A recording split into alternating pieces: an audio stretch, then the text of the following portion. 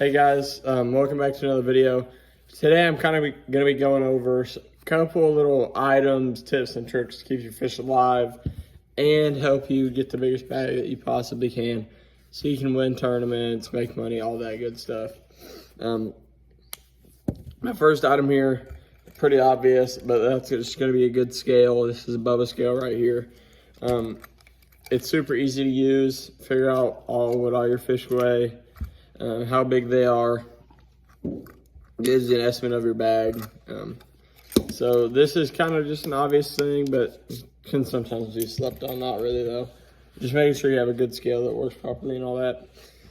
My second one is gonna go right along with the scale, but good cold tags. These are the Bubba ones as well.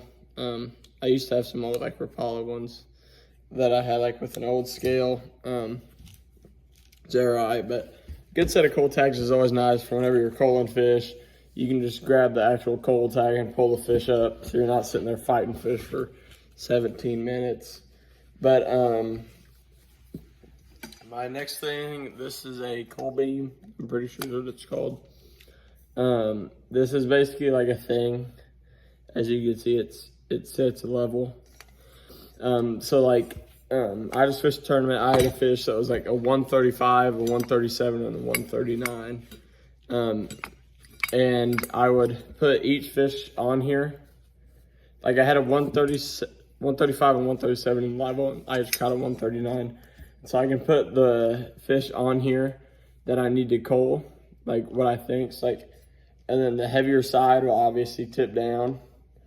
And so, you know, that's how that fit. Like, that fish is bigger than the other one, and you need to throw the one that's pointing up like that away, or throw them back in the water. That helps with culling a ton. And so now we're gonna get into kind of the fish care stuff. Having a proper fish kit, I don't have one on me right now. I forgot to grab it, but those are really helpful. Winter time, catch fish 50, 60, 70 feet out of water, all that stuff. They're like, whenever you reel them in, they don't get their air bladder, I'm pretty sure is what it is, released properly. And so that can cause problems. And that's why you'll see fish, like they're kind of getting on their side and stuff. They might start tipping up. A lot of times it's not the fish dying, it's just their air bladder. But with them being like that for a long time, that actually can kill them. That's the reason for a lot of dead fish penalties in like the summer or winter. All that too.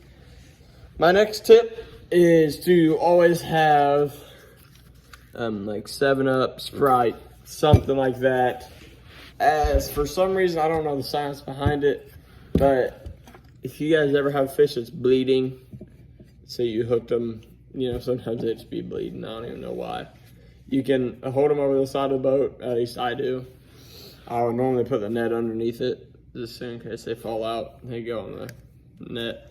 And then you can take this and you can pour it down their mouth, and it'll actually like clot the like spot where they're bleeding. So it can honestly just keep fish alive through the day, stop bleeding, all that sorts of stuff. Because blood in your live well also is not good, just because it's not as healthy. That's kind of a big deal too, especially with spawning fish, because for some reason they always like to die, or like they're on the verge or struggling or something. I think probably just because they're super tired. But my last and final tip for you, this is probably, or two more I guess.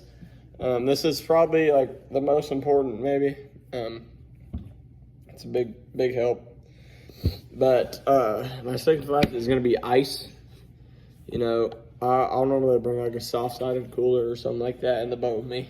Especially when I'm by myself, I can put it by the passenger seat. And it'll hold ice, drinks, all that sort of stuff. But in the summer when the water gets super hot, ice will help cool your water and your live wells down. You don't add too much, but just a little bit every once in a while keeps the water temps down. As if you go too much ice, it can shock them. Sorry, I got the hiccups. But yeah, if you go too much, it'll shock them. That could kill them and all that sort of stuff. but if it gets too hot, obviously it could kill them and all that. My last tip, G Juice right here. It's from TH Marine. Daryl Swindle made it and all that sort of stuff, but it, like, I don't know why, but like, I believe in it now that I've used it some. It just, like, it helps keep fish alive, gives them a couple nutrients and all that they need. Helps a lot, especially like I just said, spawning fish, springtime, they always like to die. This can just give them that little boost that they need. My live well, I'm pretty sure is 30 gallons, maybe 30 gallons. And I think a half ounce treats 30 gallons. So on the thing here, I don't know if you guys can see it, like they have a 1/4 ounce and a half ounce, and I'll just fill it up to the half ounce. All you do is just, like squeeze it up, and the liquid will go in there. And you take this little cap off right here, not this one, but this one, and then you pour that in your live wells. And I mean, it's just always worked for me. I haven't had nearly as many dead fish, but that's just kind of a couple tips for you guys. You know, keeping fish alive, you never want a dead fish penalty. The penalties differ, but like sometimes it can be you can't weigh that fish, or like you get like a pound off or something like that. So those are hopefully a couple tips that you guys can use out there on the water and keep more fish alive, and so you guys can win more tournaments.